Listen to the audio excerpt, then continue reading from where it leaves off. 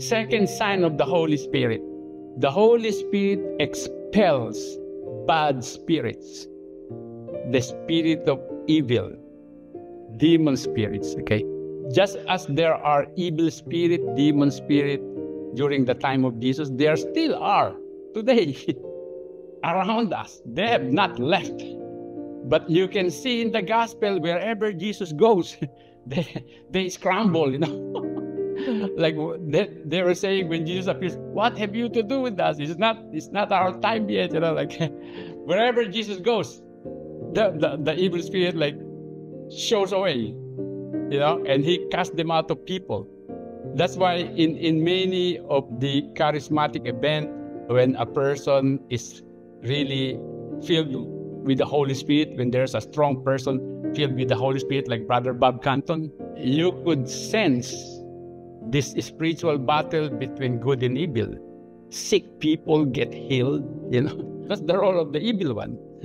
To make people sick, to make people broke, to make people get angry at each other, to break families, to ruin our relationship with people, to destroy the harmony in the family. That's the role of the evil one. And when a person filled with the Holy Spirit walks into a room or a gathering or in a prayer meeting or in a church, a lot of healing happens because the Holy Spirit overflows from that person who is filled with the Holy Spirit. That's why we want to have this fellowship with the Holy Spirit every day. So the person becomes active in spiritual warfare, okay? The scripture tells us you are not fighting against flesh and blood, but against power, principalities, rulers of this present darkness. So what is really destroying the lives of people around us and even us is this activity of the enemy, which we don't even notice, okay? Because we need the spirit of discernment of the Holy Spirit to discern them. Many of the things that you are thinking, you think you are just thinking them. Some of them are not your thoughts. They are thoughts planted in your mind by the evil one. Now, there are many thoughts planted into our mind also by God, by the Holy Spirit.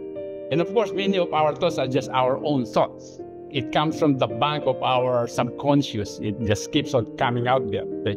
But some of them don't belong to you. Just like the way he implanted the thoughts to Eve in the Garden of Eden to disobey God and eat the forbidden fruit. Satan planted in the mind of Eve to disobey God. Same thing now.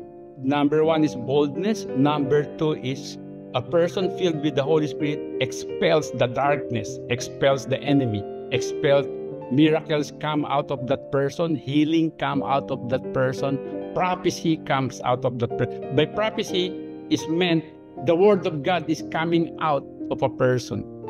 Like a person teaching, like I am teaching, what I am teaching is coming out as like a prophetic word because it's coming out from God.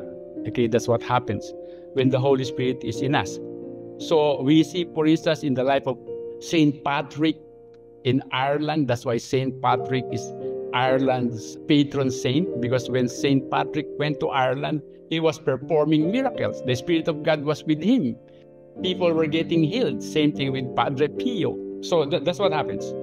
The Holy Spirit in a person make that person become like a light in the darkness, that he expands the light to throw away the darkness.